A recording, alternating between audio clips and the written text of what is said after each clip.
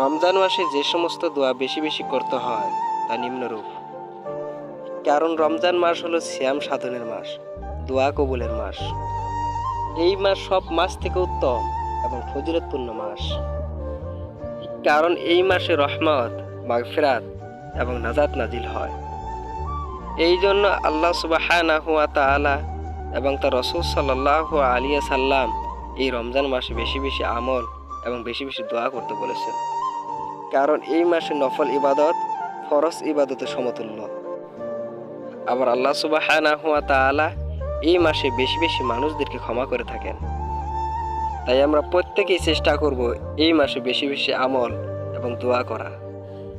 রাসূল সাল্লাল্লাহু আলাইহি সাল্লাম এর সমস্ত হাদিস থেকে যদি বিশ্লেষণ করা যায়, তাহলে আল্লাহ রাসূল সাল্লাল্লাহু আলাইহি সাল্লাম রমজান মাসে যে সমস্ত দোয়াগুলো বেশি বেশি পড়েছিলেন বা পড়ার জন্য নির্দেশ দিয়েছেন, সেই দোয়াগুলি হলো বেশি বেশি তাসবিহ পাঠ করা, ইস্তেগফার পাঠ করা এবং লা ইলাহা ইল্লাল্লাহ পাঠ করা।